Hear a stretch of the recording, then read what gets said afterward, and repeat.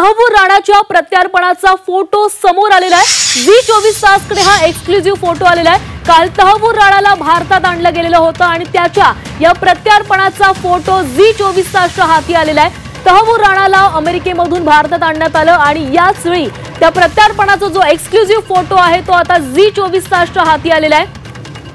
एनआयची team अमेरिकेमध्ये गेलेली होती आणि अमेरिकेमधून या तहव्वूर राणाला भारतात आणलेलं होतं आणि त्याच वेळेस हा फोटो समोर आलेला आहे। आणि या संदर्भात अधिकची माहिती घेणार आहोत आमचे प्रतिनिधी उर्वशी खोना आपल्या सोबत आहेत। उर्वशी, तहव्वूर राणाच्या प्रत्यार्पणाचा हा एक्सक्लुझिव्ह फोटो आज झी24 तासच्या हाती आला आहे। संध्याकाळची वेळ आहे आणि तेव्हाचा हा फोटो दिसून येत आहे, जिथे आपण तहव्वूर राणाला बघतो आहे आणि बरोबरच आपण पोलीस मार्शल्स ही बघतो आहे आणि हे यूएसचा फोटो आहे असं समजून येत आहे। तर जेव्हा तहव्वूर राणाला हँडओव्हर करत होता यूएस मधून भारताला जे हँडओव्हर करत होता तेव्हाचे हे दोन फोटोज आहेत आणि तुम्ही बघितलं तर यूएस मार्शल ही एका साईडला दिसत आहेत आणि दुसऱ्या ठिकाणी इंडियन ऑफिशियल्स ते एनआयए एजन्सीचे ऑफिसर तेही आपल्याला दिसत आहे आणि तहव्वूर राणा ही दिसतोय। तर हा यूएस मधला फोटो आहे, युनायटेड स्टेट्सचा असा फोटो आहे जेव्हा भारताला प्रत्यार्पण करत होते तेव्हाचा हा फोटो एक्सक्लुझिव्ह फोटो आपल्याला दिसून येत आहे। तहव्वूर राणाला कशा प्रकाराने घेऊन जाऊन यूएसच्या प्रिझन ड्रेसमध्ये तहव्वूर राणा आहे आणि काल संध्याकाळीचा पण जेव्हा फोटो आपण बघितलेला पालम एअरपोर्टचा त्यात पण तसंच तहव्वूर राणा हा यूएस प्रिझन ड्रेसमध्ये दिसलेला आणि आता हा जे एक्सक्लुझिव्ह फोटोज आलेत ते हँडओव्हर करतानाचे फोटोज आहेत असं समजून येत आहे। उर्वशी, नक्कीच ज्यावेळेस आपण ही खरेदी दृश्य पाहतोय तहव्वूर राणाच्या प्रत्यार्पणासाठी भारताकडून अनेक वर्ष प्रयत्न केले जात होते आणि अखेर तहव्वूर राणाला जेव्हा भारतात आणलं गेलं, कशा प्रकारे ही सुरक्षा होती ज्यावेळेस त्याला अमेरिकेमधून भारतामध्ये आणलं? सुरक्षा हे खूप मोठ्या लेवलची होती। वेगवेगळ्या एजन्सीज नुसतं भारताचेच नाही तर यूएसचे पण मिळून जे आहे हे पूर्ण एक्स्ट्रॅडिशन केलं, पूर्ण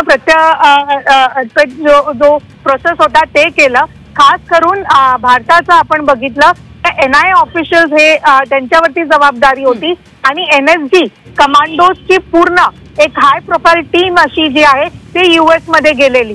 तर एनएसजी आणि एनआयएच्या एफर्ट्समुळे जे आहे हे शक्य होऊ शकलं आहे आणि बरोबरच आपण बघितलं तर सिनियर लेवलचे ऑफिसर होते, आयजी लेवलचे ऑफिसर लीड करत होते आणि त्याच्या अंडर या टीम्सने हा पूर्ण जो एक्स्ट्रॅडिशनचा प्रोसेस आहे ते कंप्लीट केलाय।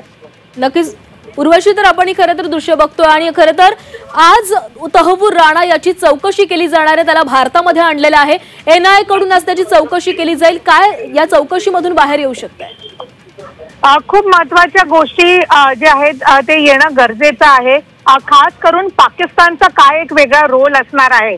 आपण स्वतः अजून एक गोष्ट बघितली तर यूएसने काल स्टेटमेंट जी आहे ती रिलीज केली आहे आणि त्यात त्यांनी सांगितलं आहे की तहव्वूर राणा आणि हेडली यांच्यामधला जो एक संवाद होता त्यात त्यांनी कुठे ना कुठे या गोष्टी बाहेर आल्यात की राणा हा एलईटी टेररिस्ट जे सगळे आलेले अतिरेकी जे सगळे आलेले मुंबईमध्ये आणि त्यांनी एक आतंकवादी हल्ला जो केला त्याला घेऊन जे आहे हा संवाद होता आणि तेव्हा राणाने हे सांगितलं आहे हेडलीला की पाकिस्तानचा सर्वात मोठा अवॉर्ड जो आहे निशाने हैदर या सगळ्या अतिरेकींना, जे 10 अतिरेकी आलेले त्यात अजमल कसाबही होता, या सगळ्या अतिरेकींना हे हा अवॉर्ड दिला पाहिजे असा हा कन्व्हर्सेशन होता। इतकंच नव्हे तर यूएसने पुढे हेही सांगितलं आहे की भारत आणि यूएस हे दोघांनी मिळून जे वेगळ्या वेगळ्या जागी आतंकवादी आहे आणि आतंकवाद जो पसरत आहे